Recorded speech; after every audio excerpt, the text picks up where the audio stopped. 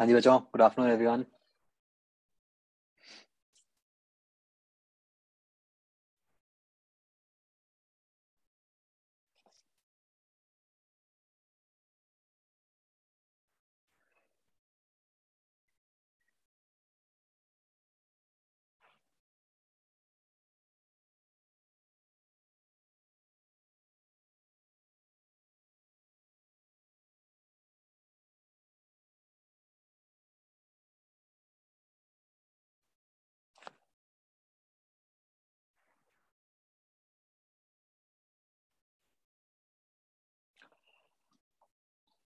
अच्छा, NTSC stage 2 की final answer की आ गई। ओके।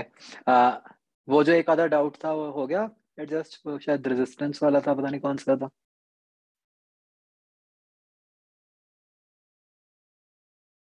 अच्छा।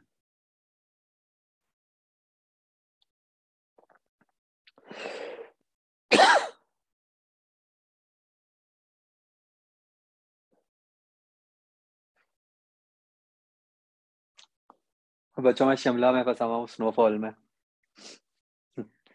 मैं कल आया था, प्लान ये था आज सुबह निकलना था। यहाँ स्नोफॉल ही इतनी हो गई कि सब रास्ते बंद हैं। तो अच्छी बात यह है कि नेट चल रहा है।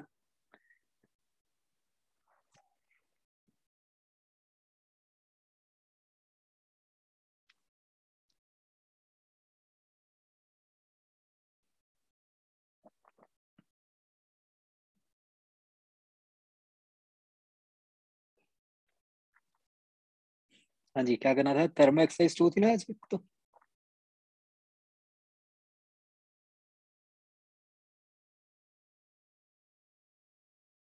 हाँ जी।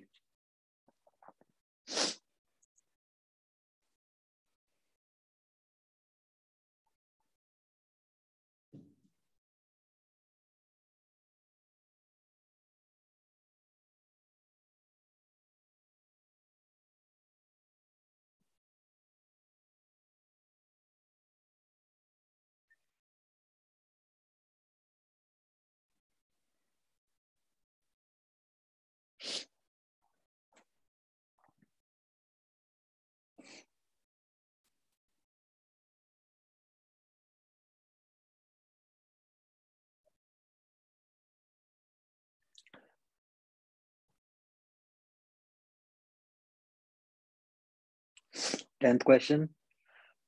PI VI are initial, VF is final. If PV is over N is constant, then the amount of work done by the gas is.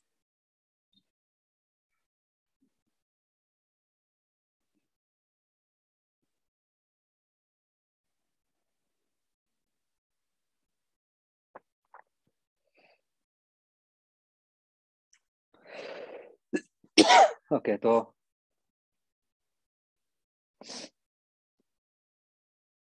10th question बच्चों ये बात कर रहा है कि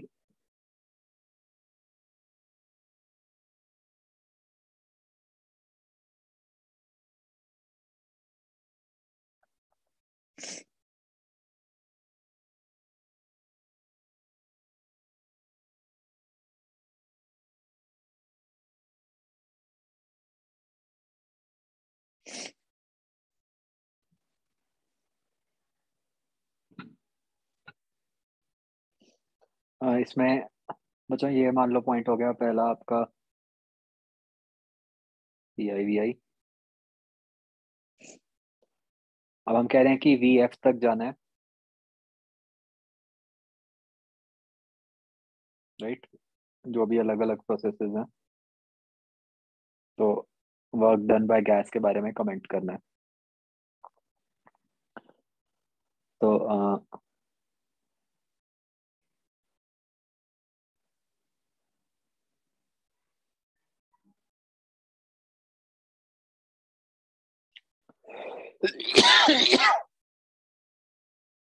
तो बच्चों वर्क डन मिनिमम होगा जब एरिया कम से कम होगा, राइट? तो एरिया कम से कम किस ग्राफ में बनेगा?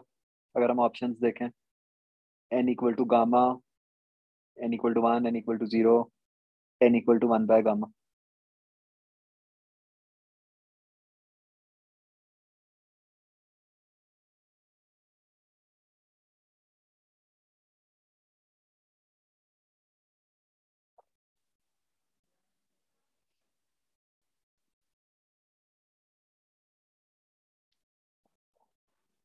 मतलब n इक्वल टू गामा पे बनेगा ना, तब सबसे स्टीप ग्राफ बनता है। मतलब बेसिकली हमें ख्याल है ना, स्लोप जो होती है वो n इंटू पी होती है। तो जितना n बड़ा होगा उतनी स्लोप स्टीप होएगी, मतलब उतना लाइन नीचे को होएगी। तो उतना एरिया कम बनेगा।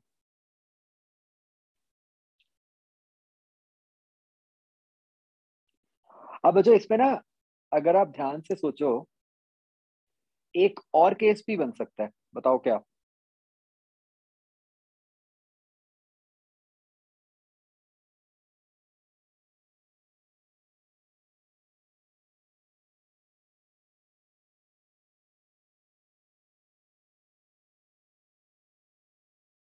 कंप्रेशन वाला, यस। अगर हम 1 मिनट के लिए, हमें क्वेश्चन में कहीं नहीं दिया हुआ, अगर हम कंप्रेशन मानते बच्चों, फिर क्या होता? फिर तो वर्क डन मिनिमम कब होता? जब मैग्नीट्यूड सबसे ज्यादा होगा, है ना? और मैग्नीट्यूड सबसे ज्यादा किस केस के लिए होता है बच्चों?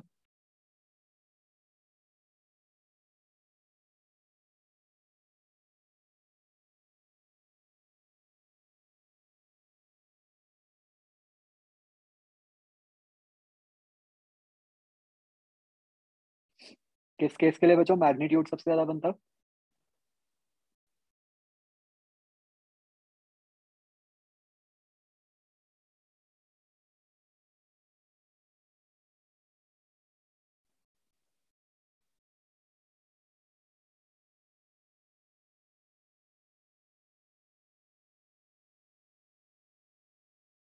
तब भी एडियाबैटिक के लिए ही बनता है ना।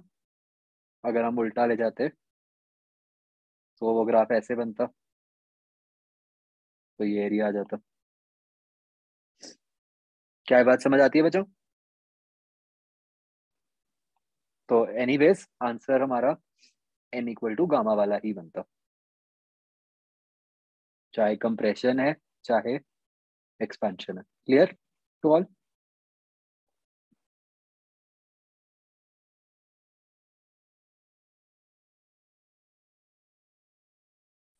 सर इन ऑप्शंस में से किस में मिनिमम है वो बता रहे हैं ना हम? हाँ, इन ऑप्शंस में से, yes. Okay sir.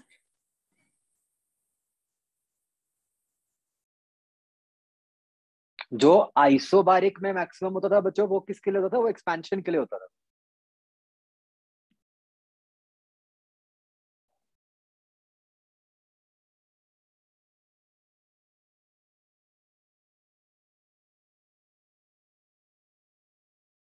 Seventeenth question, A to B, B to A लेके आए, इन द कंप्लीट साइकिल क्या हो रहा है?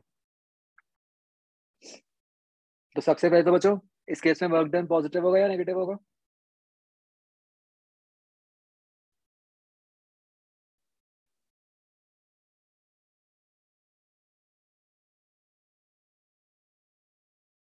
नेगेटिव होगा, क्योंकि एंटी क्लॉकवाइज बन रहा है साइकिल, है ना? तो work is done on the gas, ए ठीक हो गया। और इस केस में डेल्टा यू तो ऑफ कोर्स जीरो ही है। तो डेल्टा क्यू भी नेगेटिव आएगा, मतलब कि गैस हीट रिजेक्ट कर रही है। तो बी गलत हो गया, तो ए आंसर बन जाएगा इसका बस ना।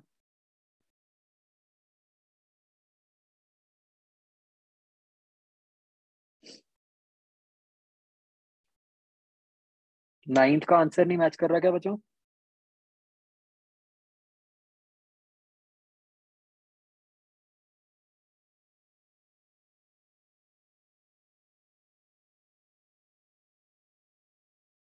कर रहे हैं।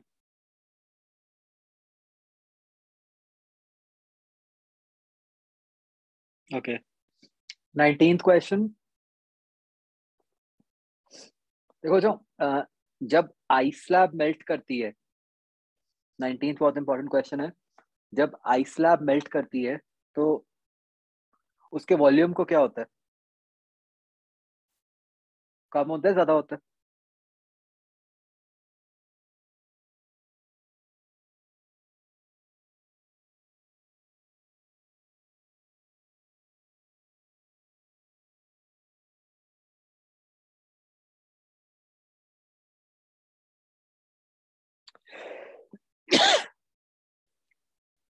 आइस के केस में ऐसा होता है ना कि ice water expands on freezing, ice का वॉल्यूम ज्यादा होता है, तो जब आइस मेल्ट करेगी तो वॉल्यूम कम होगा।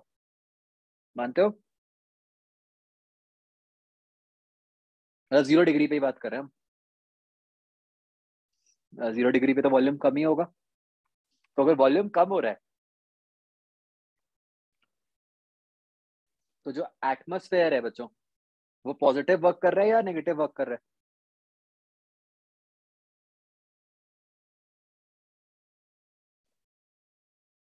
एटमॉस्फेयर तो पॉजिटिव कर रहा है ना, मतलब स्लैब का वर्क डन नेगेटिव हो गया खुद का, और एटमॉस्फेयर का पॉजिटिव हो गया।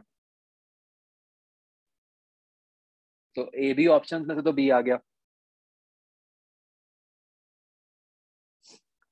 अब तो आपको पता है कि इस केस में अब आपका डेल्टा डब्ल्यू नेगेटिव है, डेल्टा क्यू तो पॉजिटिव ही होता है, हम हीट देते हैं। अब फर्स्ट लॉ से delta Q equal to delta U plus delta W से क्या आ गया, डेल्टा यू क्या आ गया, delta Q minus delta W. तो आपका डेल्टा क्यू पॉजिटिव है, डेल्टा डब्ल्यू नेगेटिव था, तो माइनस माइनस प्लस हो गया, तो ओवरऑल डेल्टा यू प्लस हो गया, तो इंटरनल एनर्जी इंक्रीजेस आ गया। तो 19th का आंसर बी और सी आएगा। ठीक है, this is an important question.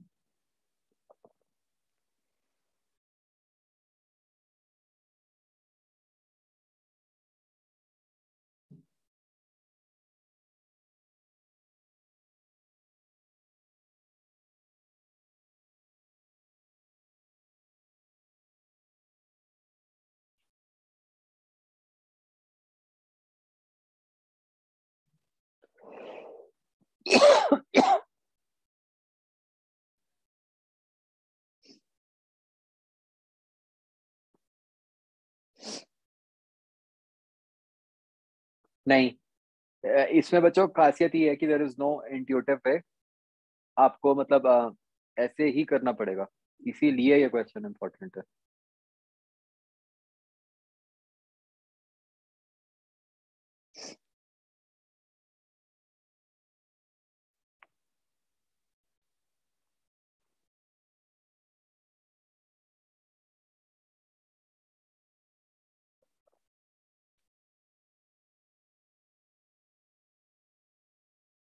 एक 9th में क्या कह रहे हो, final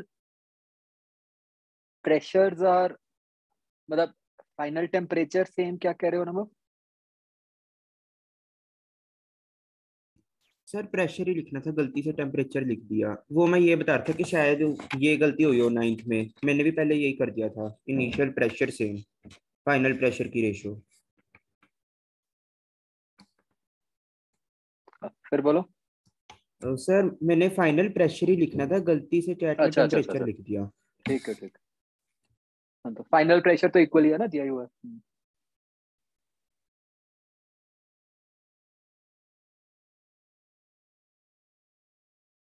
okay, second question. A gas is contained in a metallic cylinder fitted with a piston. Piston is suddenly moved in to compress the gas and is maintained at this position. As time passes, तो pressure को क्या होगा बच्चों, जब sudden process होता है तो हम कैसे मानते हैं उसको, किस टाइप का प्रोसेस मानते हैं हम?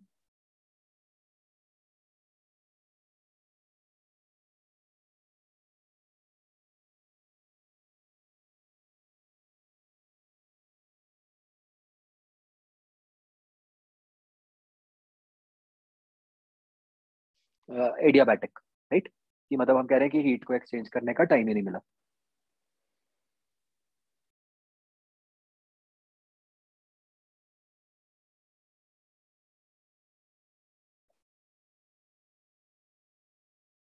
13th question, non conducting container, compress कर दिया गैस को 12.5%, तो percentage increase in temperature of gas.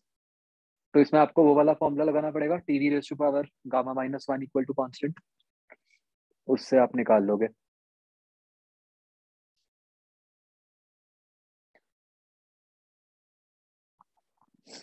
वैसे इस केस में ऑप्शंस बहुत दूर दूर हैं, तो आप एरर वाले मेथड से भी निकाल दोगे तो भी इतना फर्क नहीं पड़ेगा, उसके आसपास वाला आंसर आ जाएगा। ठीक है। सर जो सेकंड क्वेश्चन है हम्म इसमें मेटालिक सिलेंडर है, तो एडियाबेटिक कैसे होगा?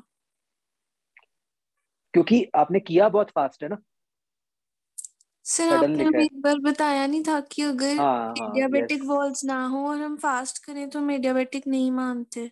नहीं नहीं, एक आपको ख्याल होगा कि हमने पता नहीं क्वेश्चन भी किया था, पता नहीं 3A में था या कहाँ था, जहाँ पे यही बात हो रही थी कि मतलब जब मेटालिक है तो क्या होगा।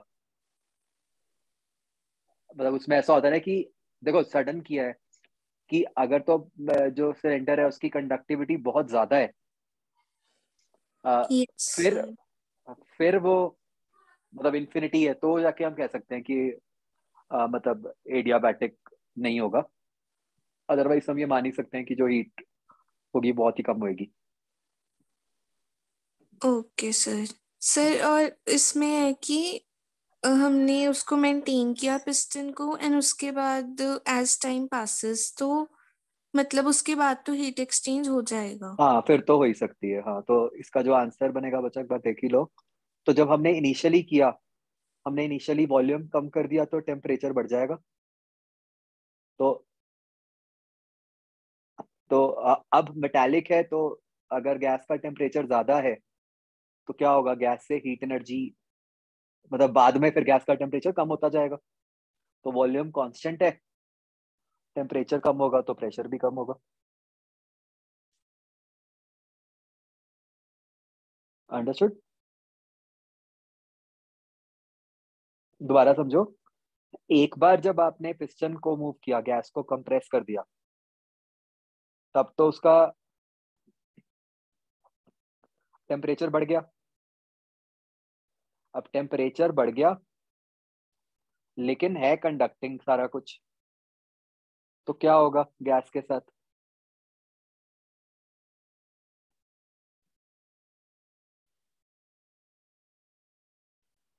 इसका टेम्परेचर सराउंडिंग से ज्यादा है, तो इसमें से हीट बाहर निकलेगी ना। हीट बाहर निकलेगी तो मतलब क्या हुआ, वॉल्यूम तो फिक्स्ड है, delta W zero, delta Q less than zero, तो डेल्टा यू भी लेस देन जीरो हो गया, मतलब delta T less than zero.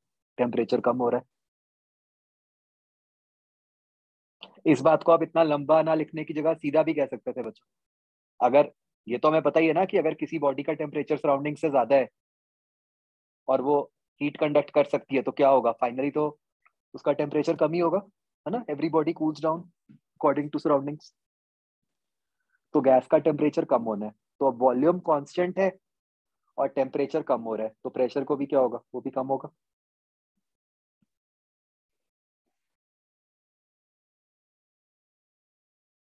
Understood.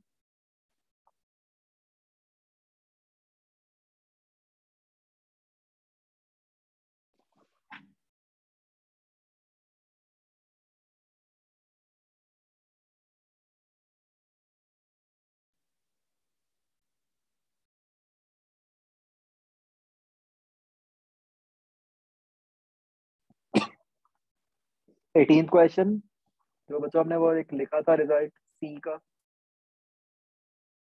सीधा उससे देखना है।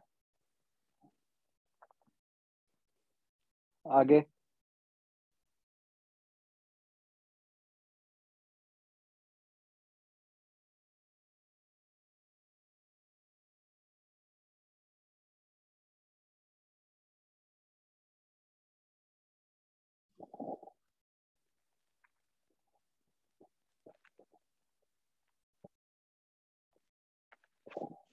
एट्थ में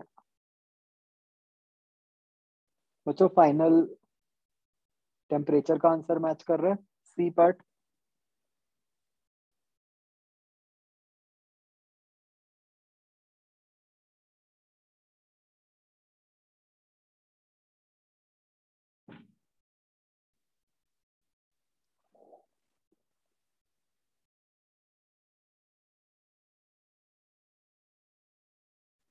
बोलो भाई।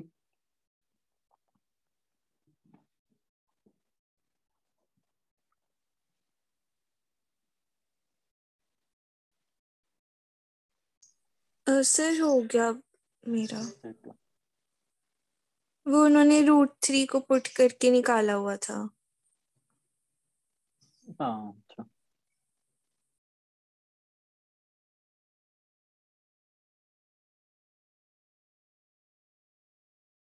ये क्वेश्चन 2 में आप किस टाइम का प्रोसेस पूछ रहे हो, इनिशियल प्रोसेस या बाद वाला?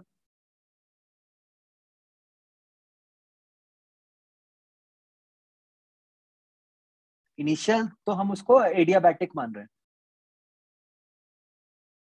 कि बहुत जल्दी की है, तो इसलिए हीट एक्सचेंज नहीं हुई।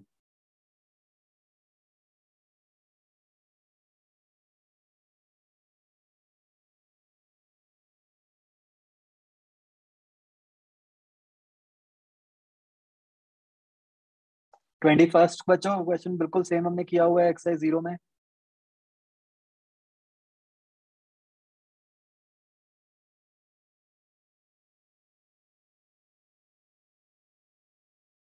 इसमें तो खैर और आसान ही नहीं हो गया, इसमें तो ये भी लिखता है कि टेम्परेचर रिमेन्स कांस्टेंट। इसमें तो सिर्फ नंबर ऑफ मोल्स को ही सेम करना है। सही कह रहा हूँ मैं?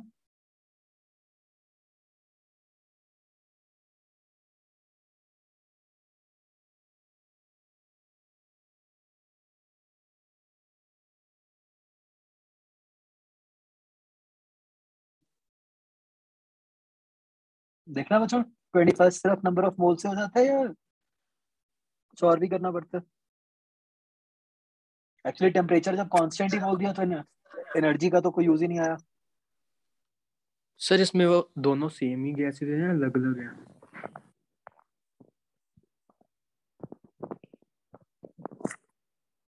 नहीं, मैं वही कह रहा हूँ, देखो टेम्परेचर कांस्टेंट है तो इंटरनल एनर्जी तो कांस्टेंट हो ही गई। सर मेरी ना मोलर मास की टर्म अटक रही थी, अगर मतलब अलग अलग गैस माने हम।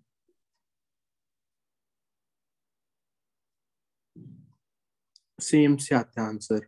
अच्छा हाँ ठीक है, वो ठीक है, आपको एम सेम मानना पड़ेगा। हाँ हाँ, करना तो सिर्फ एक ही चीज पड़ रही है ना कि नंबर ऑफ मोल्स कंजर्व कर दिया। Yes sir. हम्म।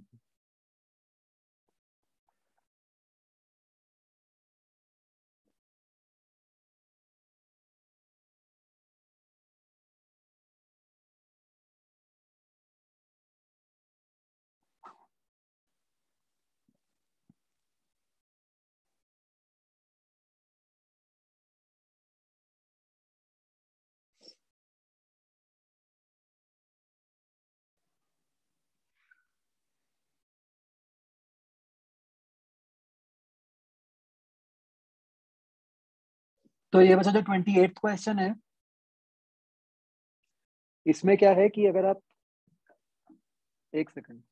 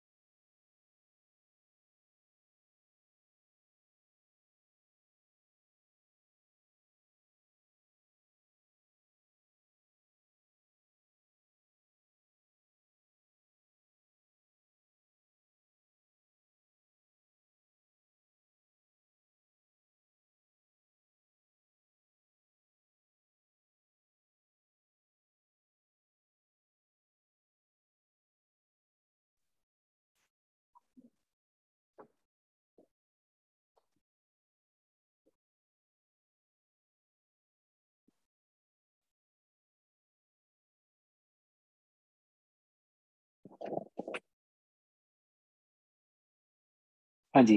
तो 28 में जो आपको कह रहा था कि जैसे ये जो पीवी का ग्राफ है, इसमें आप पी और वी की इक्वेशन लिखोगे जब, और उसको मान लो कन्वर्ट करके टी और वी में लिख दोगे, तो आप देखोगे कि वो, मतलब आप सीधा कुछ कह नहीं सकते जो टी और वी का रिलेशन आएगा, कि मतलब उसे आप कुछ नहीं कह सकते कि टी इंक्रीज कर रहा है, डिक्रीज कर रहा है, या क्या हो रहा है। तो मतलब वो इक्वेशन से निकलेगा आंसर। ठीक है।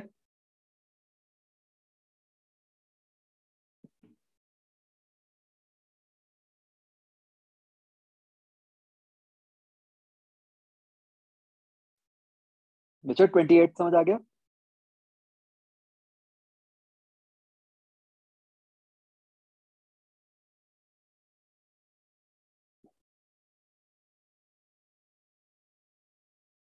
हाँ, मतलब जो भी ऑप्शन बन रही है वो इक्वेशन से ही पता चलेगा।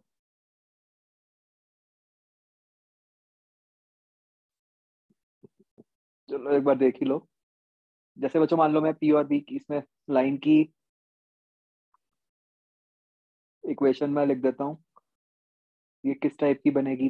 P is equal to minus M V plus C, जहाँ पे m नेगेटिव हो गया और c पॉजिटिव है ना, कीप इन माइंड। तो ये हो गया P इक्वल टू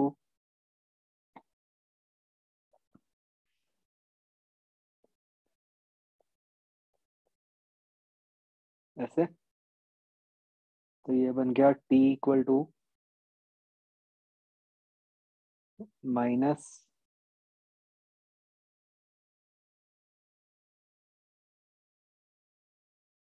मतलब 1/nr, ये तो कांस्टेंट ही है,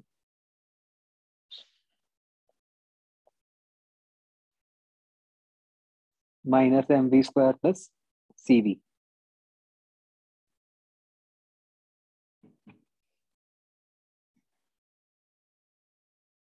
तो भाई ये टेम्परेचर और वॉल्यूम का अ, ऐसा कुछ डाउनवर्ड पैराबोला टाइप ग्राफ बन गया ना ये।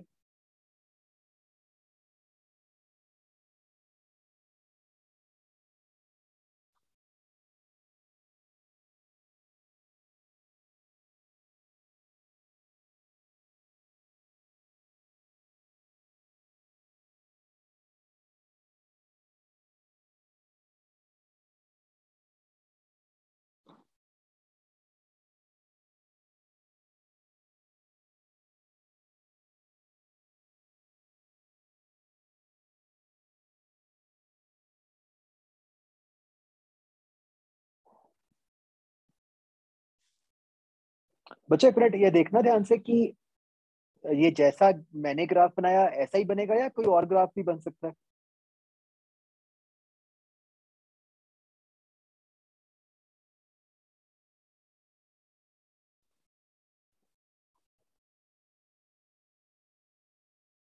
मतलब आई मीन कि क्या ऐसा जरूरी है कि जो पीक है वो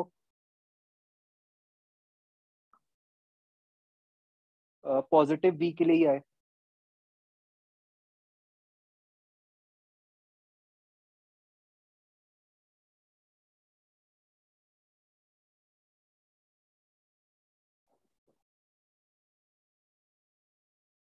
मान लो चलो मैं टेम्परेचर की अगर मैक्सिमम वैल्यू निकाल रहा हूँ, तो ये डिफरेंशिएट कर दिया -2,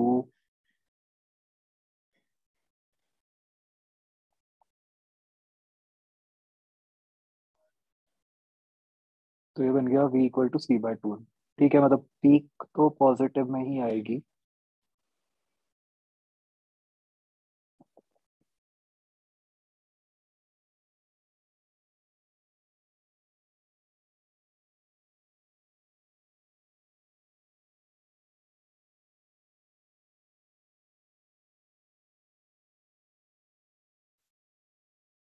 तो बच्चों अब डिपेंडिंग अपॉन कि ये ग्राफ का कौन सा रीजन है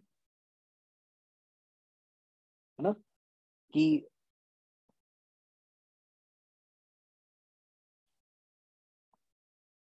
तो उसके हिसाब से ऐसा भी हो सकता है कि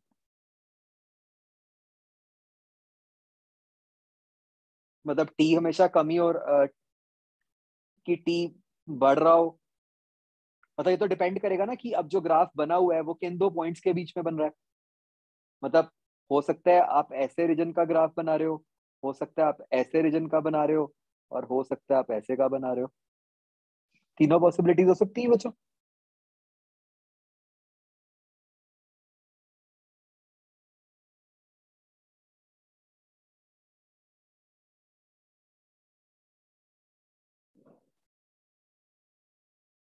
समझ आ रहा है बच्चों? ये बहुत अच्छा क्वेश्चन है, अच्छा और अनएक्सप्लोर्ड टिल नाउ।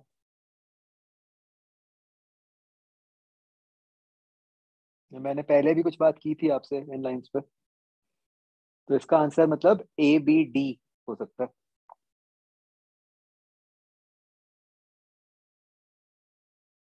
समझ आ गया?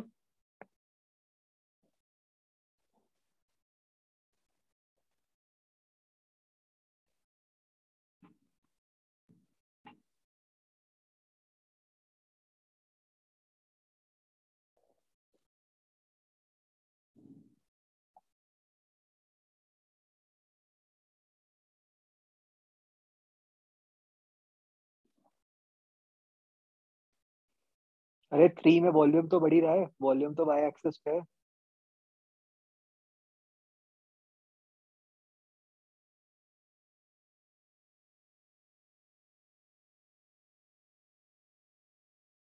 बच्चों समझ आ गया सबको?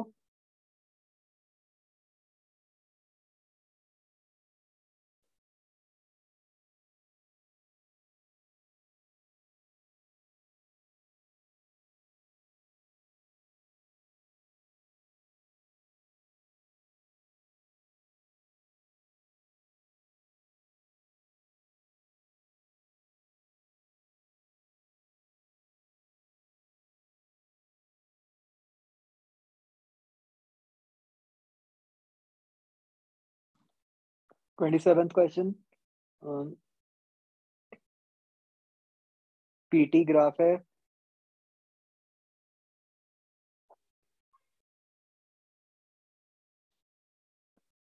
हमें वॉल्यूम के बारे में कमेंट करना है।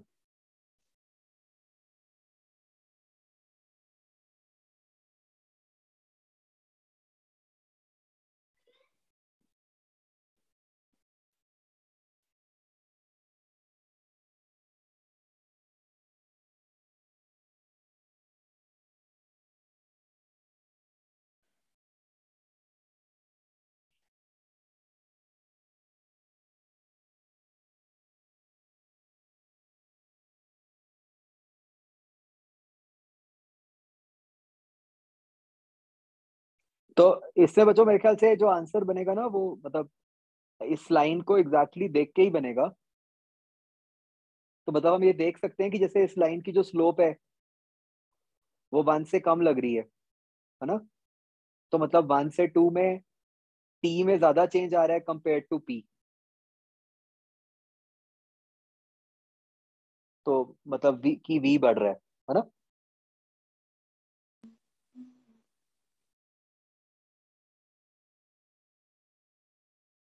तो इस तरह होगा।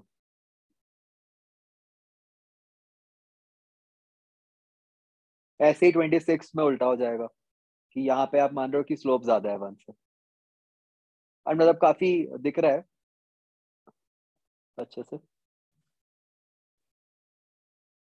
आगे बच्चों।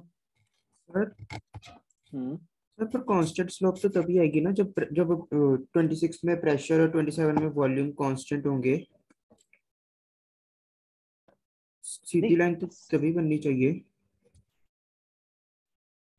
नहीं नहीं, वो तो तब होता है अगर ओरिजिन से पास कर रहा हो। अगर ओरिजिन से ना पास कर रहा हो फिर तो कुछ भी हो सकता है। नहीं सर, अगर हम ऐसे मतलब टेम्परेचर को हम डिग्री सेल्सियस में ले लें तो फिर जीरो से तो ओरिजिन से पास करना जरूरी नहीं है। नहीं नहीं, मतलब मैं कह रहा हूँ कि इस केस में हमें नहीं पता चल रहा है कि जो लाइन है वो ओरिजिन से पास कर रही है कि नहीं कर रही, है ना? तो मतलब देख के तो यही लग रहा है कि वो नहीं कर रही अगर मैं इसको एक्सटेंड कर रहा हूँ। तो जब लाइन ओरिजिन से पास नहीं कर रही तो फिर तो आपका v कांस्टेंट नहीं होगा ना। Okay sir.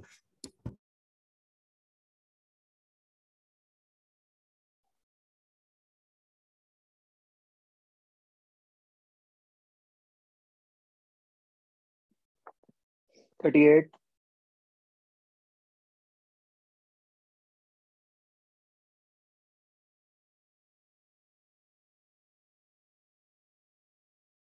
वॉल्यूम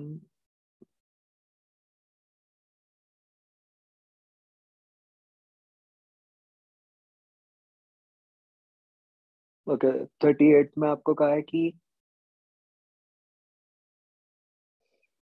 तो बच्चों मतलब आपको ये कहा है कि प्रेशर तो डेल्टा पी से ही चेंज हो रहा है मतलब दोनों केसेस में। तो बस आपने वो स्लोप यूज करनी है बच्चों। आपको ये पता है ना कि वो जो होता है कि आइसोथर्मल में जो स्लोप होती है वो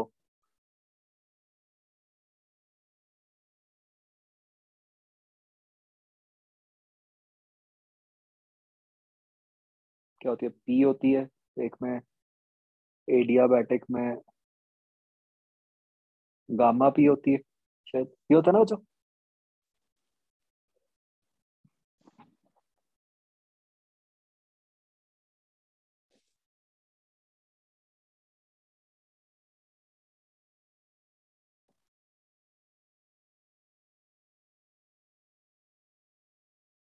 या वी में होता है।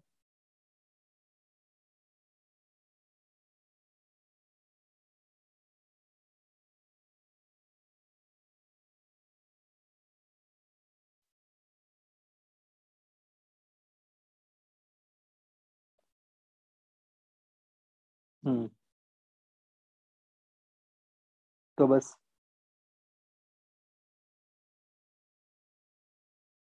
तो ये हो गया ना ऐसे, इन दोनों को डिवाइड कर दो तो बन गया आपका आंसर।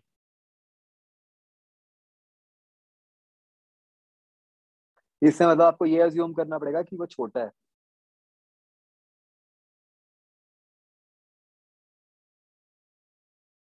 हाँ वी भी होता है।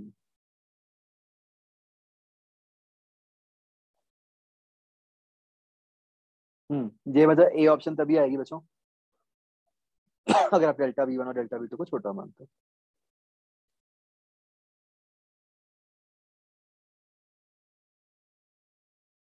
आगे।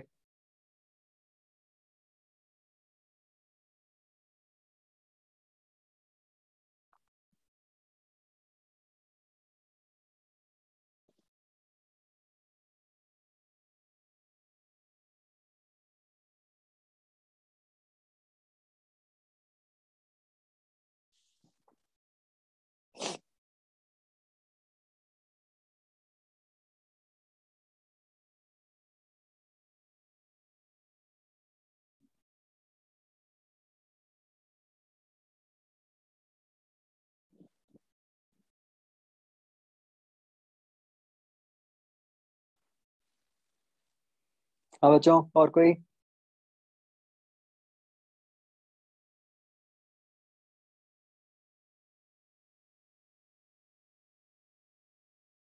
वेट मत करते रहो कि कोई और पूछेगा, खुद पूछ लो फटाफट।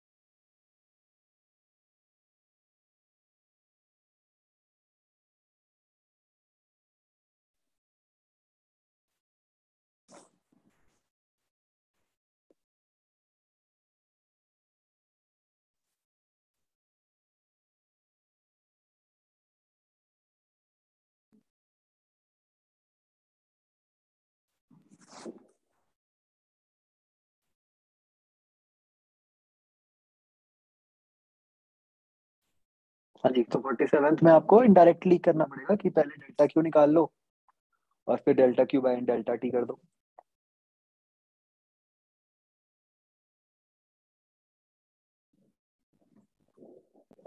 और कोई बच्चों?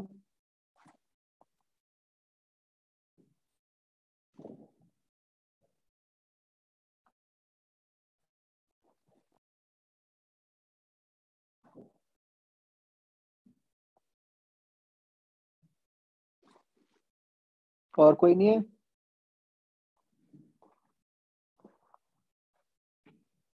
पूछ लो फटाफट, मैं बंद कर रहा हूँ।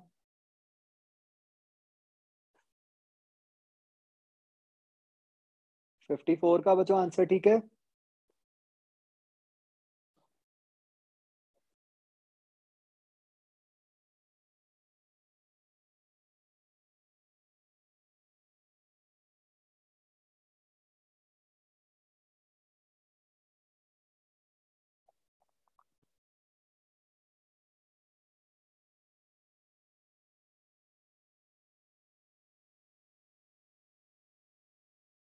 तो 54 का ठीक है। 42 का बच्चों?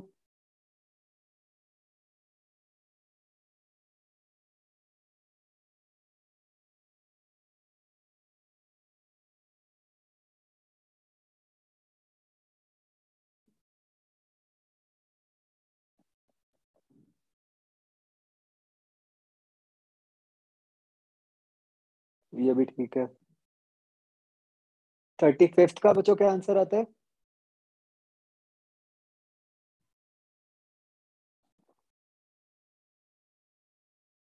डी आता है।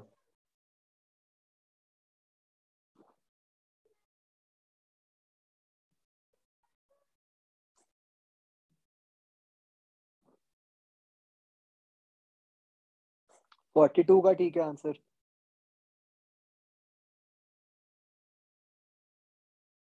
और इसमें कुछ बताने वाला नहीं है, सिर्फ जो इसमें गलती करोगे वो साइन की करोगे।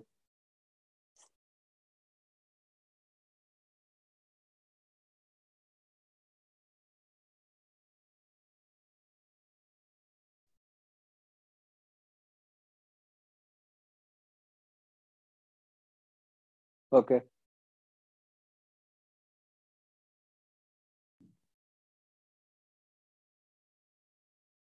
हाँ भाई, तो अब डिस्कस करते हैं तुम्हारे फेवरेट क्वेश्चंस।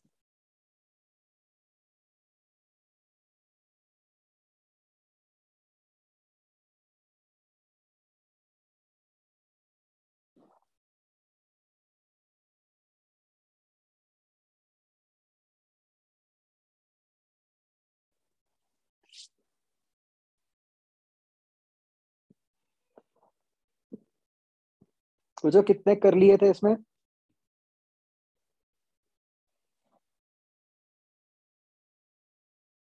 4। सबने अलग आंसर दिए हैं। एक ने 2 बोला, एक ने 3, एक ने 4।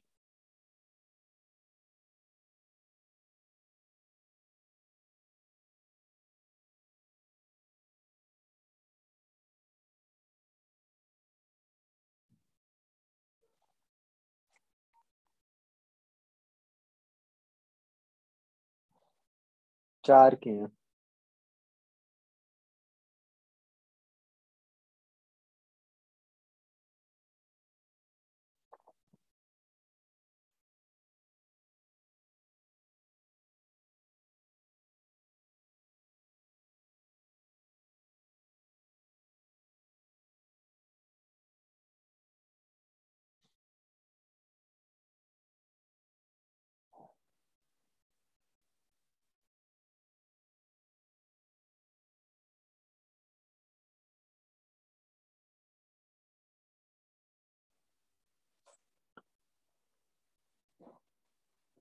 अच्छा बच्चों, यहाँ ना लाइट गई हुई है और मैं मतलब वो मोबाइल से चला रहा हूँ और मेरा मोबाइल स्विच ऑफ हो सकता है जल्दी। तो जस्ट इन केस मैं कनेक्ट ना कर पाऊँ दोबारा, तो मैं समझ जाना, ठीक है?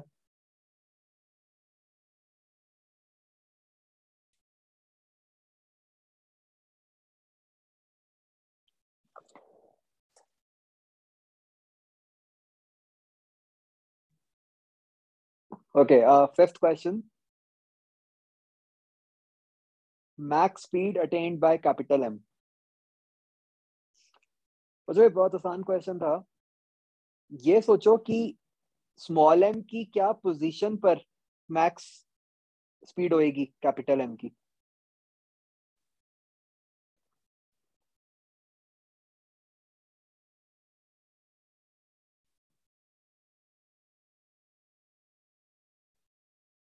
टॉप मतलब जहां पे अभी है वहीं पे.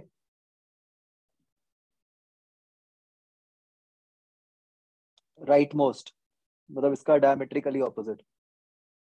ये कैसे निकाला आपने? मतलब इसका क्या लॉजिक है?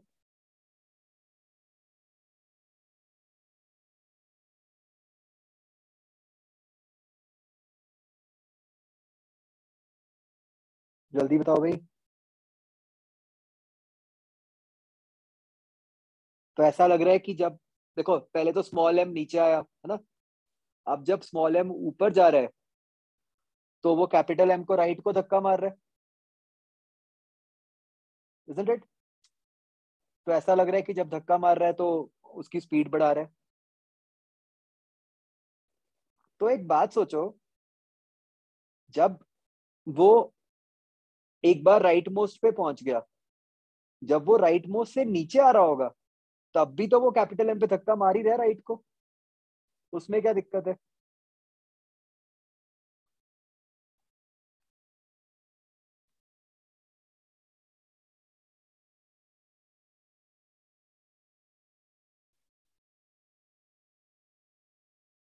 सोचो भाई.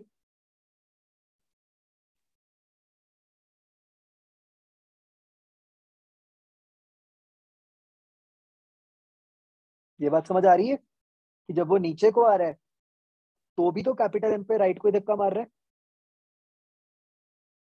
तो अब बताओ कि वो कब तक धक्का मार रहा है कैपिटल M पे?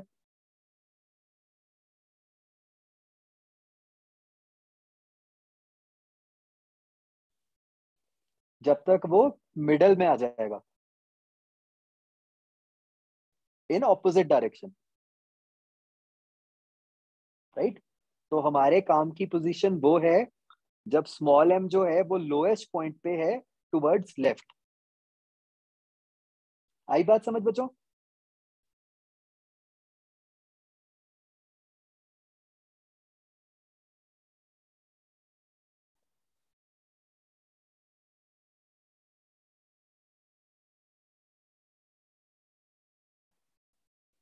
बच्चों समझ आया?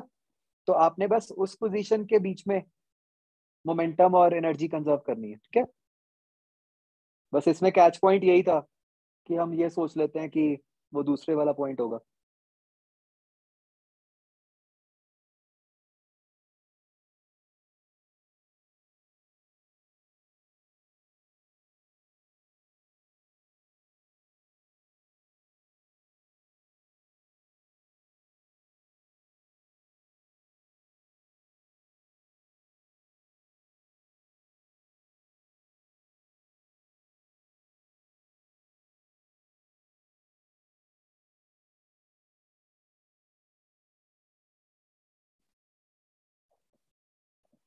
तो मैं फिर से समझा रहा हूँ. स्मॉल m कैपिटल M पे धक्का कब तक मार रहा है राइट को? जब वो ऊपर जा रहा है तो भी मार रहा है और जब वो ऊपर से नीचे आ रहा है तो भी मार रहा है ना. तो कैपिटल M की स्पीड सबसे ज्यादा तब हो जाएगी जब स्मॉल m लोएस्ट पोजीशन पे आ जाएगा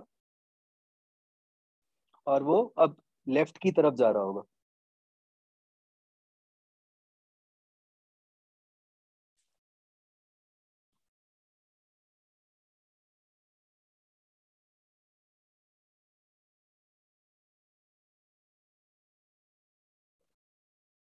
सिक्स्थ क्वेश्चन.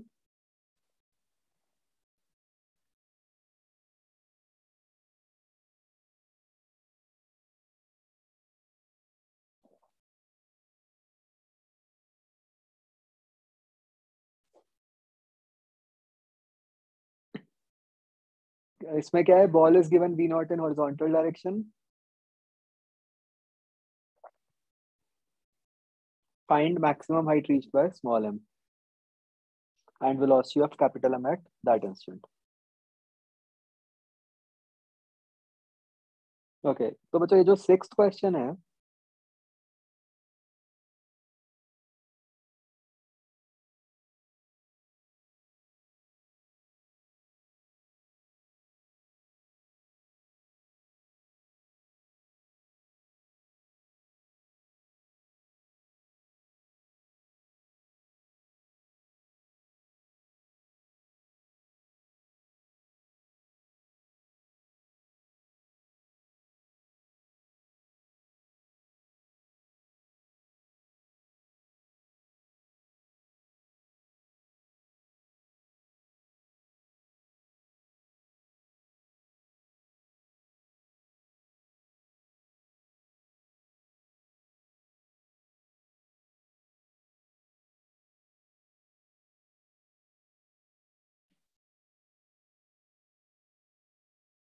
ये बच्चों कुछ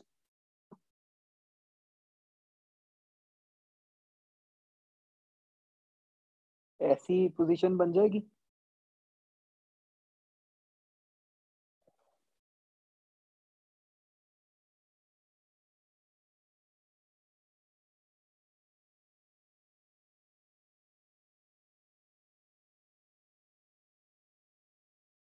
अच्छा बच्चा चलो एक मेरे पास डाउट आया कि औरों का भी आया हो सकता है क्या फिफ्थ में हम मोमेंटम कंजर्व कर सकते थे कि लेफ्ट पे वॉल भी तो है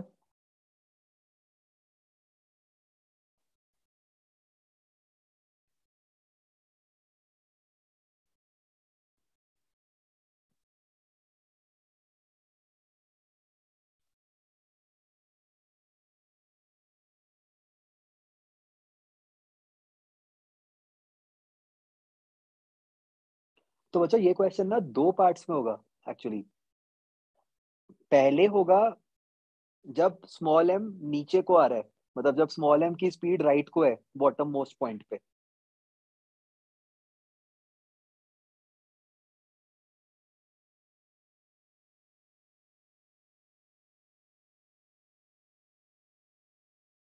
समझ रहे हो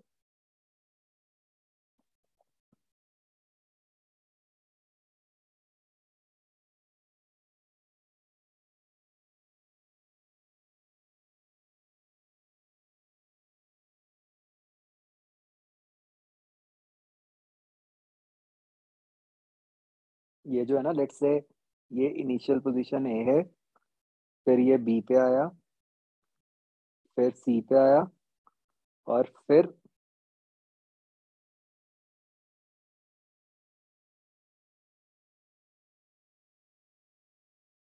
जब वो वापस डी पे आया तो पहले तो आप सिर्फ ए से बी के बीच में एनर्जी लगाओगे तो इससे आपके पास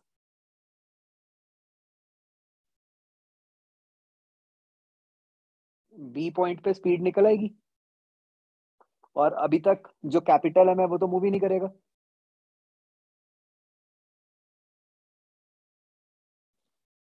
अग्रीड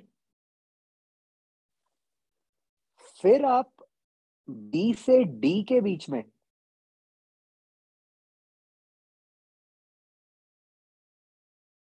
मोमेंटम और एनर्जी लगाओगे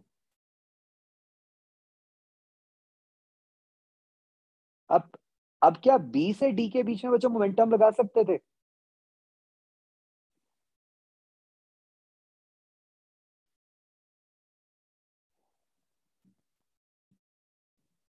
अब दीवार का चक्कर नहीं है क्या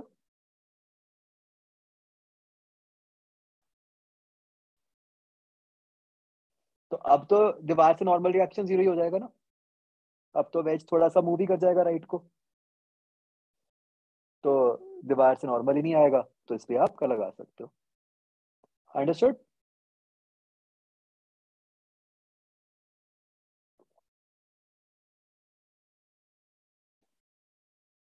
ओके तो सिक्स्थ क्वेश्चन बच्चों कोई ऐसी पोजीशन बनेगी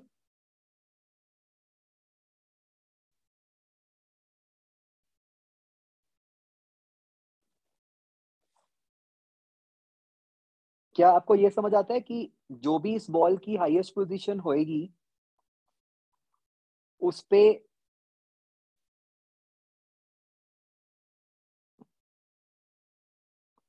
उसकी जो ये थ्रेड के परपेंडिकुलर वाली वेलोसिटी है वो 0 होएगी?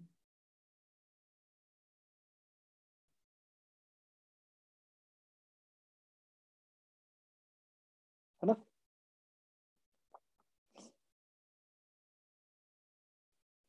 क्या उसकी थ्रेड के अलोंग कुछ वेलोसिटी हो सकती है बच्चों?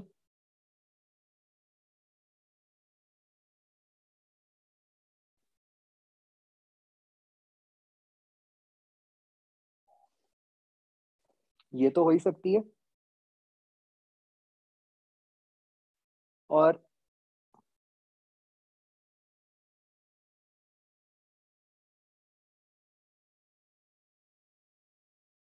ये जैसे हम पहले भी जो कंसेप्ट यूज करते थे बच्चों, थ्रेड कंस्ट्रेंट टाइप्स, कि थ्रेड की लेंथ को कांस्टेंट रखने के लिए क्या होगा कि थ्रेड की डायरेक्शन में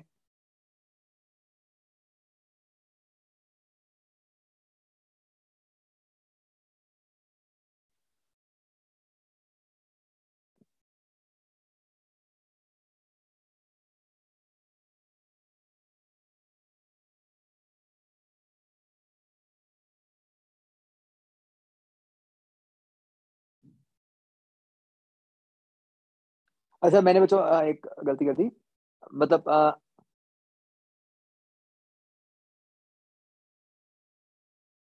मैंने स्मॉल एम की वेलोसिटी लेफ्ट को दिखा दी, तो स्मॉल एम की वेलोसिटी लेफ्ट को नहीं होगी, राइट को ही होगी, है ना? थ्रेड तो उसको राइट को ही खींच रहा है ना।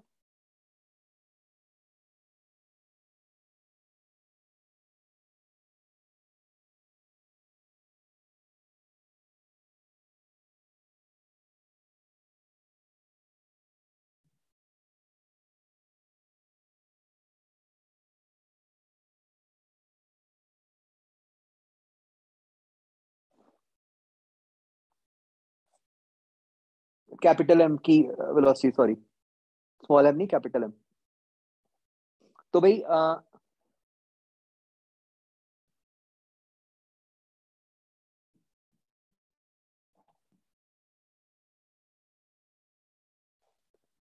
तो स्मॉल एम की थ्रेड के परपेंडिकुलर डायरेक्शन में वेलोसिटी 0 हो गई, थ्रेड के अलोंग कुछ वेलोसिटी मान ली हमने v डैश।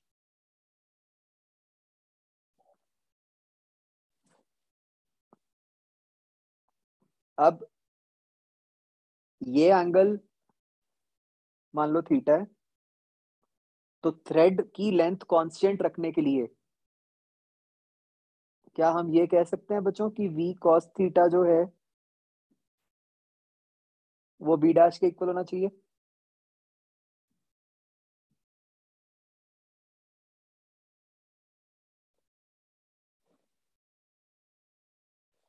सोच लो सारे एक बार।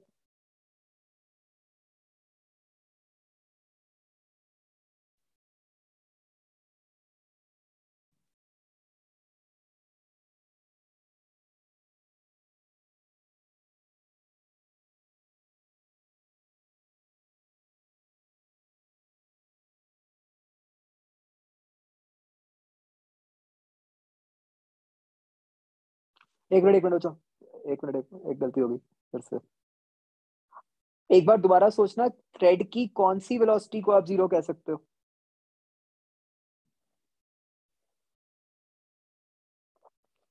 बॉल की, स्मॉल एम की। हम कह रहे हैं स्मॉल एम अपनी मैक्सिमम हाइट पे है। अगर वो मैक्सिमम हाइट पे है तो उसकी कौन सी वेलोसिटी के बारे में आप कमेंट कर सकते हो? वर्टिकल वेलोसिटी, है ना? मैंने वो परपेंडिकुलर दिखा दी थी। तो भाई एक तरह से उसकी हाइट मैक्सिमम है, तो हाइट का डेरिवेटिव 0 है ना? तो हाइट का डेरिवेटिव 0 मतलब y डायरेक्शन की वेलोसिटी उसकी 0 हो गई। ये बात समझ आई बच्चों?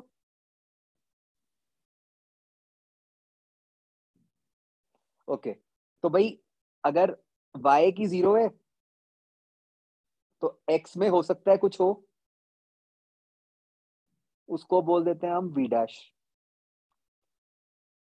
Correct?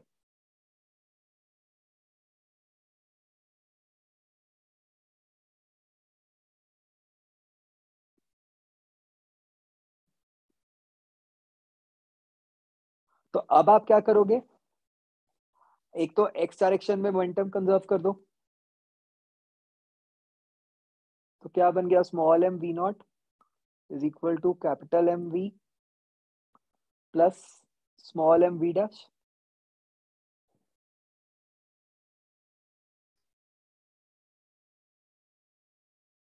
Understood?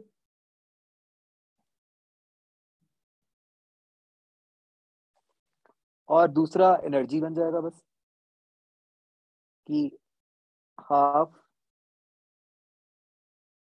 M V naught square is equal to half capital M V square plus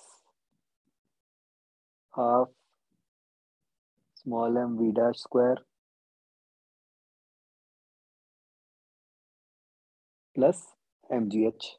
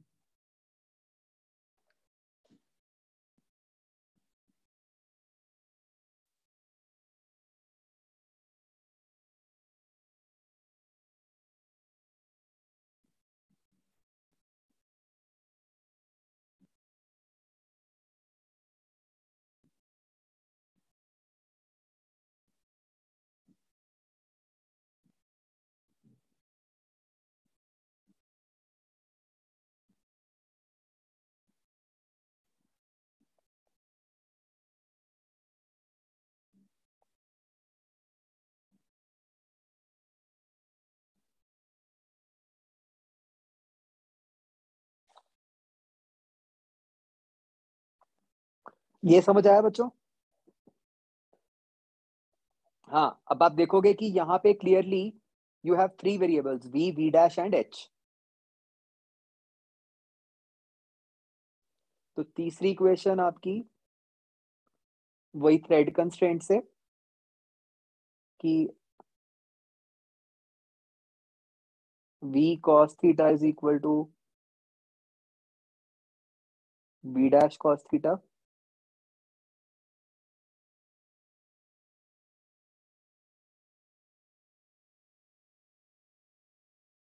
तो इससे v equal to v dash आ गया, राइट? तो ये तीन इक्वेशंस को सॉल्व करके आपका h निकल आएगा। समझ आ गया?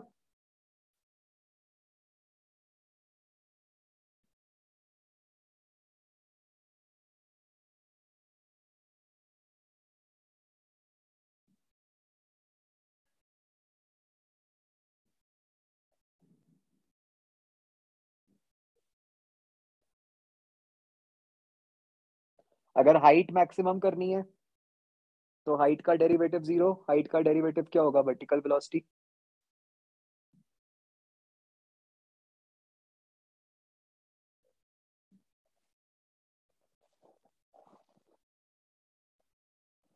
अच्छा बच्चों, जाना मत, ठीक है? अगर डिस्कनेक्ट हो गया मैं कुछ करूंगा जुगाड़, किसी का मोबाइल लेके आऊंगा। और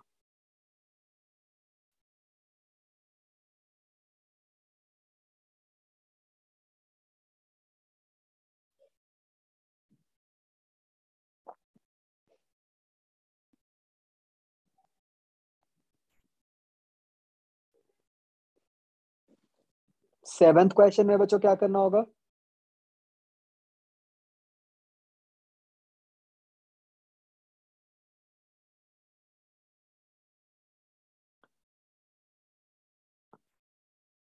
देखो अगेन इसको भी दो पार्ट्स में हम ब्रेक करेंगे। सबसे पहले तो जब स्मॉल एम बिल्कुल नीचे आ जाएगा, हॉरिजॉन्टल हो जाएगा, तो स्मॉल एम की वेलोसिटी राइट को हो जाएगी, और जो वन है कैपिटल एम,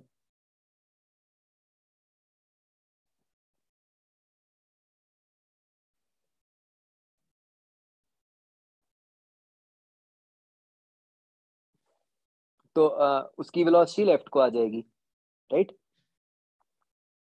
तो आप मोमेंटम और एनर्जी कंजर्व करके आपके पास स्मॉल एम की वेलोसिटी आ जाएगी टुवर्ड्स राइट।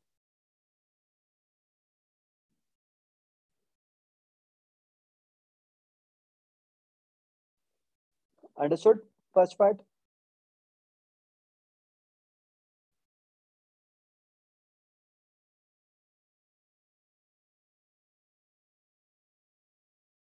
अब हम कह रहे हैं कि स्मॉल m जो है वो कैपिटल M पे चढ़ रहा है और बस एक उसका एंगल 30 डिग्री दिया हुआ है।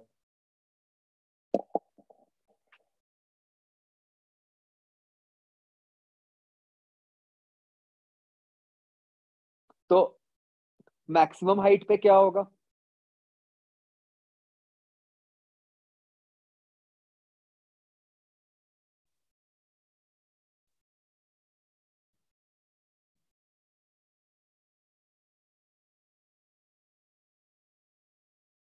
अच्छा, इसमें एक हाइट चाहिए होगी शायद, है ना? इसकी उसी की टर्म्स में आएगा आंसर।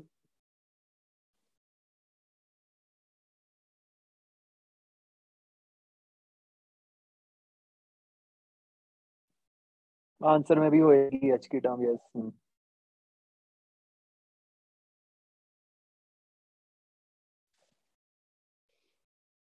हम्म तो हम कहाँ तक पहुंच गए थे कि स्मॉल m की वेलोसिटी राइट को मिल गई हमें। तो अब स्मॉल m 2 पे चढ़ेगा।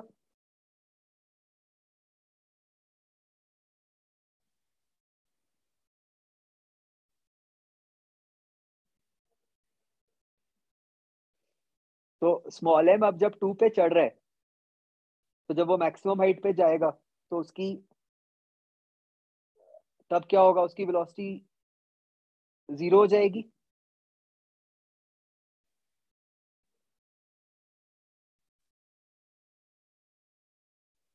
अलोंग द वेज, है ना? अब वो वेज के और ऊपर नहीं जाएगा।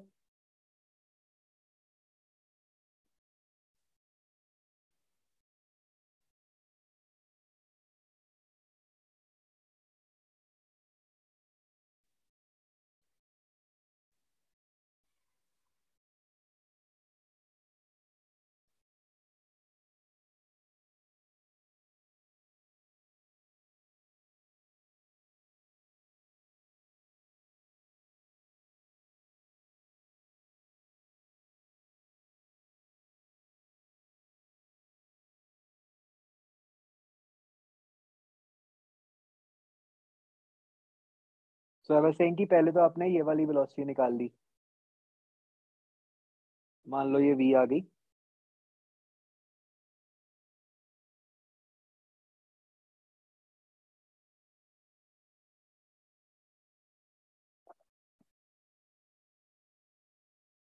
अब जब ये इसके ऊपर चढ़ रहा होगा तो हाईएस्ट पॉइंट पे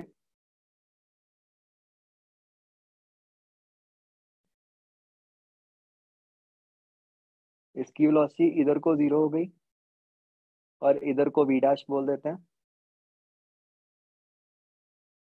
और इसकी वेलोसिटी कैपिटल M की राइट को हो गई। करेक्ट। तो अब क्या होगा? कॉन्टैक्ट कंस्ट्रेंट से बच्चों आपके पास v डैश और v1 में रिलेशन आ जाएगा,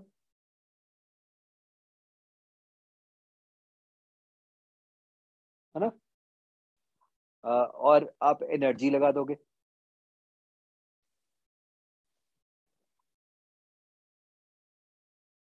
तो अब भी आप देखो बच्चों, फिर से आप देखो कितने अननोन्स हैं आपका। 3 अननोन्स हैं, v डैश, v1 और h।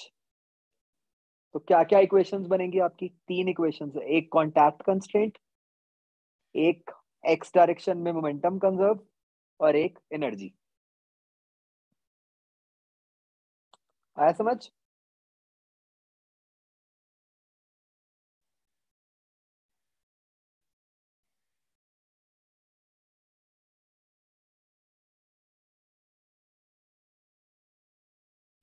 ओके।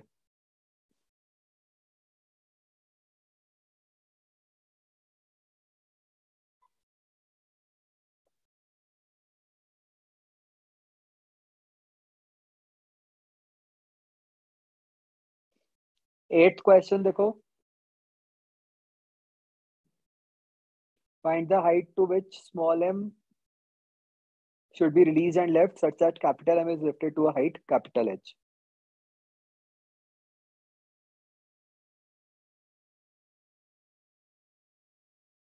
देखो अच्छा, इस क्वेश्चन में क्या क्या पार्ट्स होंगे? मान लो आपने स्मॉल m को हाइट h तक ऊपर उठाया और छोड़ दिया, तो स्मॉल m किस वेलोसिटी से नीचे आएगा? √2gh से, है ना?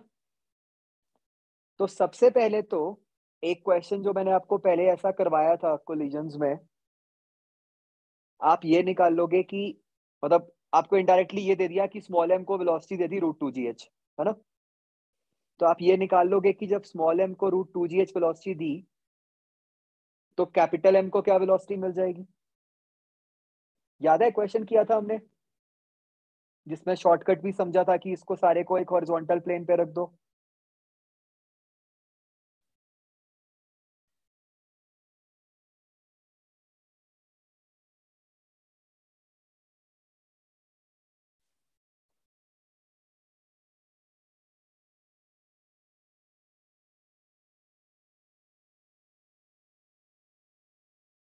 मुझे याद आया।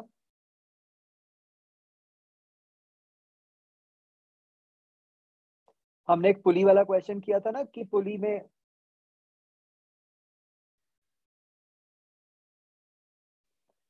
हाँ बुलेट वाला,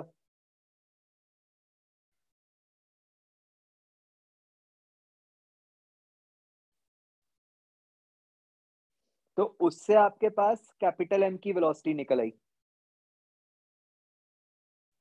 तो आपके पास ये निकल आएगा कि जब स्मॉल m को वेलोसिटी नहीं मिली थी, अब एक झटका आएगा थ्रेड में, और झटके के बाद अब क्या वेलोसिटी हो जाएगी? ऑब्वियसली जो वेलोसिटी कैपिटल M की होएगी ऊपर को, वही वेलोसिटी स्मॉल m की भी होएगी नीचे को।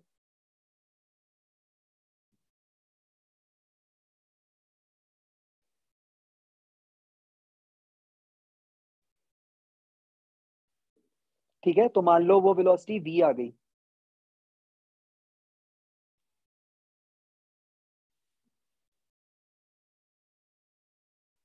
तो उसके ऊपर फिर अब आप एनर्जी कंजर्वेशन लगा दोगे कि कैपिटल M जो है वो h ऊपर को गया, स्मॉल m h नीचे को गया, फाइनली तो सबकी वेलोसिटी 0 हो गई।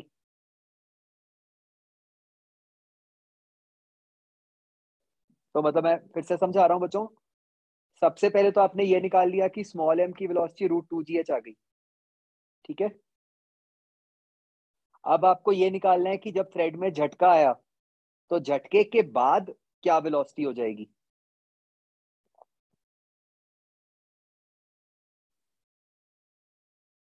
ठीक है ना?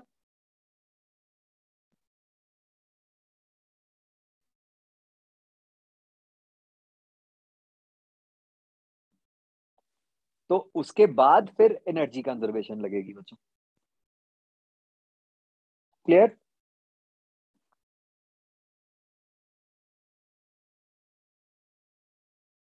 दैविक, दीपित, क्लियर हो गया?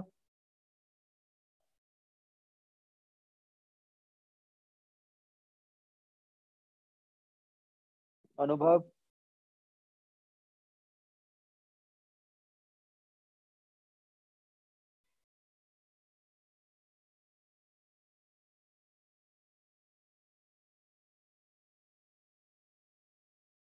फिर से समझ लो। सबसे पहले स्मॉल m की वेलोसिटी √2gh आ गई।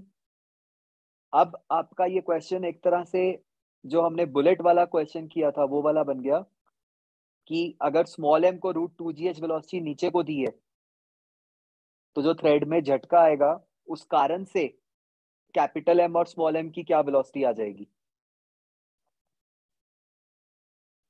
ठीक है ना?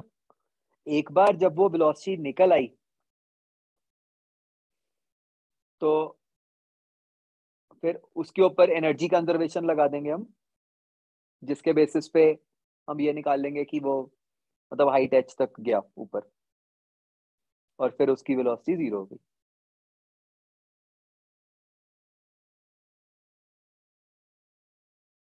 हाँ वो निकाली ना हमने, वही जो मैंने बीच वाला स्टेप बोला कि पहले तो वेलोसिटी √2gh है, √2gh से थ्रेड पे झटका आया तो उसके बाद एक वेलोसिटी v निकलेगी, वो निकालनी है आपको कि क्या वेलोसिटी बनेगी। जब वो वेलोसिटी आ गई उसके बाद आप एनर्जी कंजर्वेशन लगाओगे।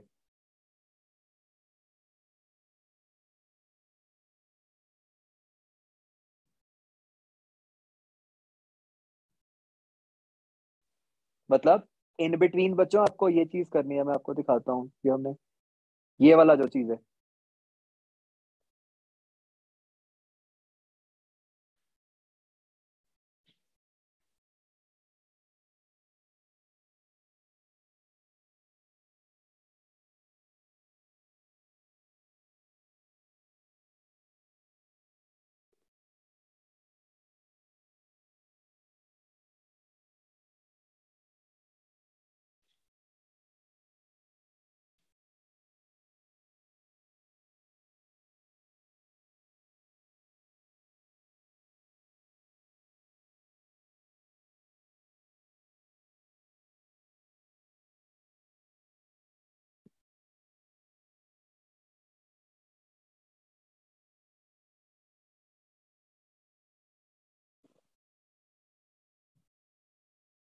May be we have not discuss this, मुझे याद नहीं है।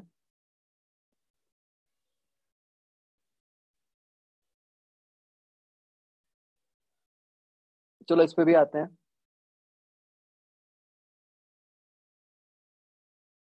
तो मान लो अगर ये लग जाता तो वी निकल आएगा और फिर उस वी पे एनर्जी कंजर्वेशन, ठीक है ना।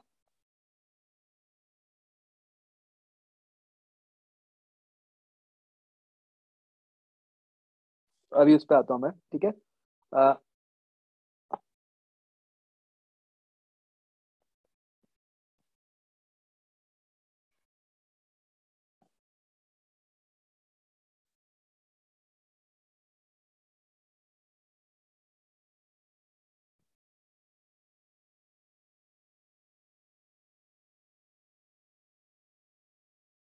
बच्चों इस क्वेश्चन को मैं आपको इसका सी पार्ट करके दिखा रहा हूँ।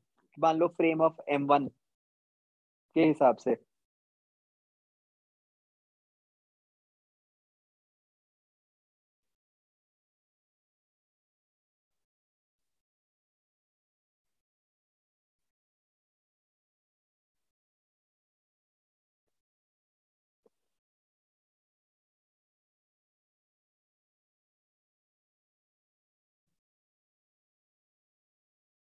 तो बच्चों मान लो स्प्रिंग में किसी भी टाइम पे एक्सटेंशन x है,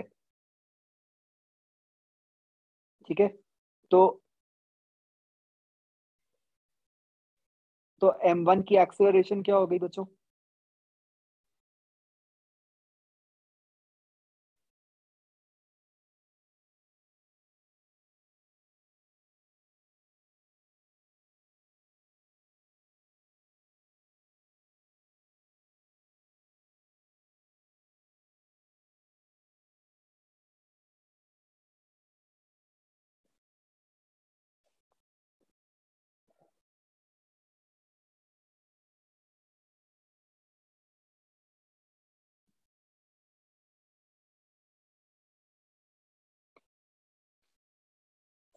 अगर बच्चों स्प्रिंग में एक्सटेंशन, राइट साइड पर दिखा देता हूँ, अगर स्प्रिंग में एक्सटेंशन x1 होती तो M1 का ये FBD बनता ना।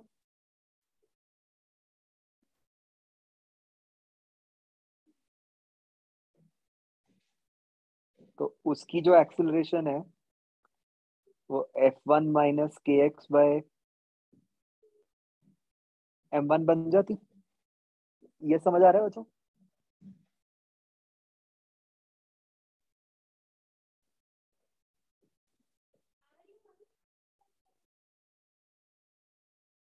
बोलो भाई।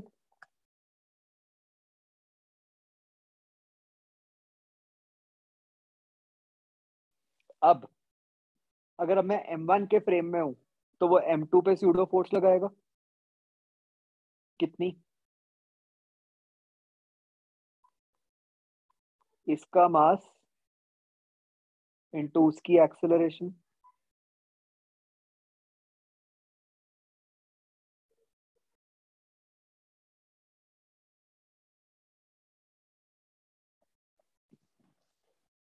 ठीक है जी।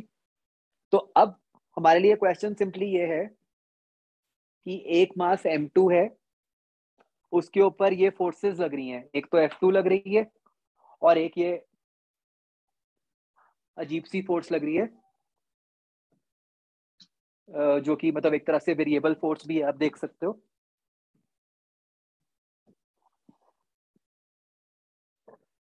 तो आपको स्प्रिंग की मैक्सिमम इलोंगेशन निकालनी है। उसके लिए क्या चाहिए होगा बच्चों?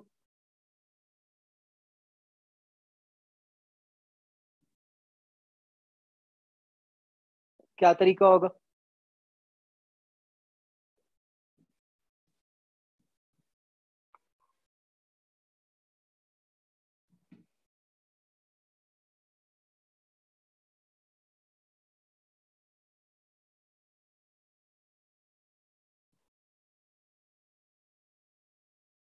हाँ हाँ, स्प्रिंग फोर्स तो है ही है जो लग रही है, नो डाउट।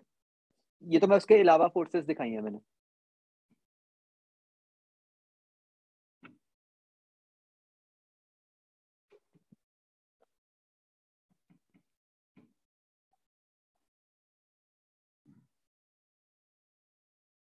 हाँ बच्चों, सो आई एम आस्किंग कि इस केस में अब आ, ऐसे अगर एक ब्लॉक पे फोर्स लग रही है तो आप स्प्रिंग की मैक्सिमम एक्सटेंशन कैसे निकाल सकते हो बच्चों? क्या कंसेप्ट होगा भाई? मैक्सिमम इलोंगेशन कब होएगी? जब उसकी वेलोसिटी 0 हो जाएगी, है ना? तो आप एनर्जी कंजर्वेशन लगा सकते हो ना, कि ये जो फोर्सेस हैं,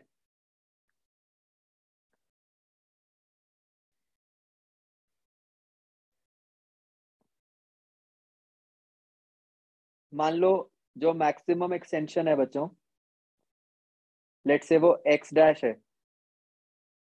तो अब आप एनर्जी कंजर्वेशन लगाओगे ना इस ब्लॉक पे, स्प्रिंग ब्लॉक सिस्टम पे, तो वो कैसे लगेगी? Work done by F2 plus work done by ये जो फोर्स है m2 into F1 minus kx bye m1। ये किसके इक्वल होना चाहिए बच्चों?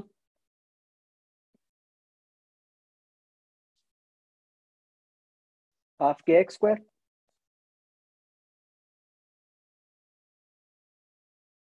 क्योंकि डेल्टा के ही तो 0 ही है।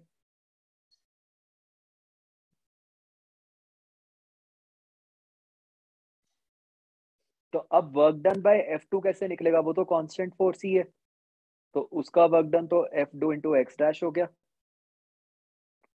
ये दूसरी जो फोर्स है वो वेरिएबल है, इसका वर्क डन कैसे निकलेगा?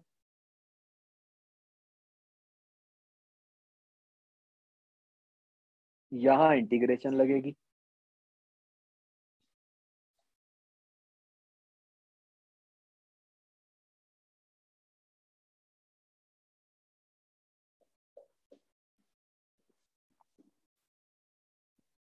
तो दिस इज इक्वल टू,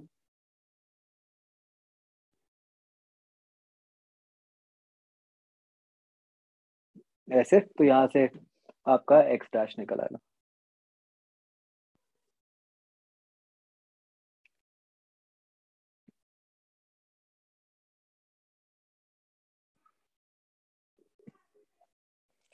आया समझे बच्चों?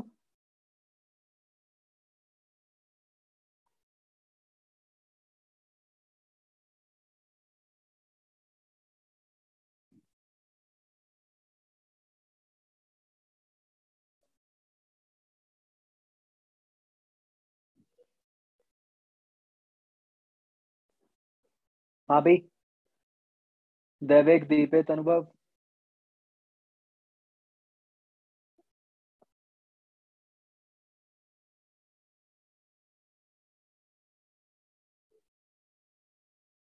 हाँ, वर्क एनर्जी थ्योरम आप किसी भी फ्रेम में लगा सकते हो, प्रोवाइडेड बस आप सारी फोर्सेस उसके हिसाब से ठीक से लगा दो।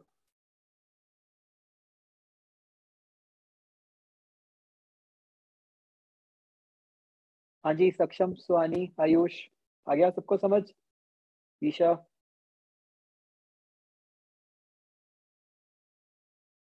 आदित्य जैन,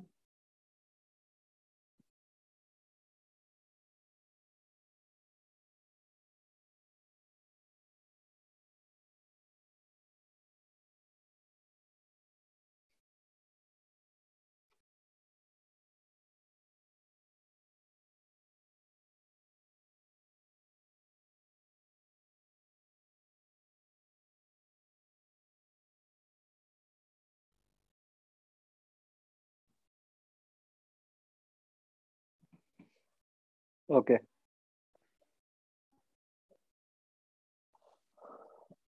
बच्चे 9 क्वेश्चन सबको आ गए समझ?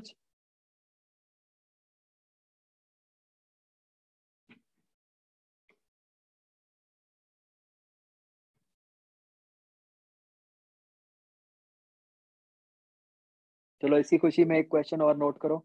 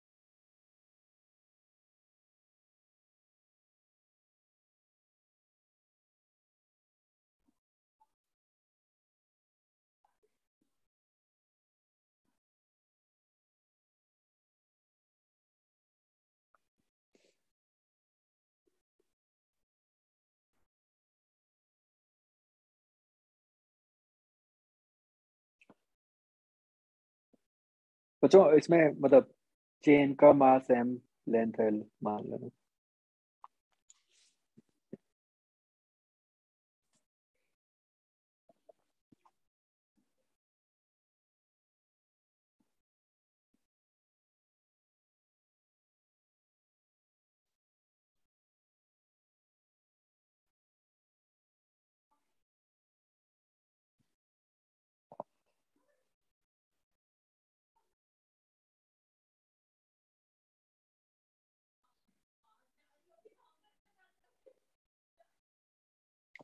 ठीक है बच्चों, नोटेड।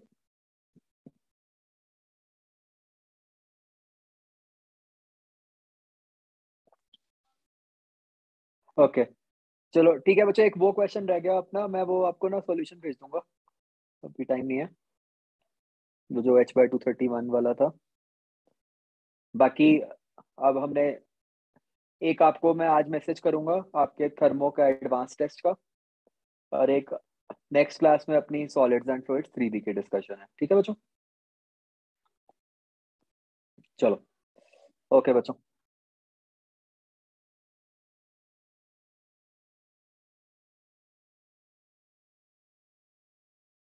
सक्षम नेक्स्ट क्लास में करते हैं, मंडे नहीं होगा टेस्ट बच्चों, आपको मिलेगा सफिशिएंट टाइम।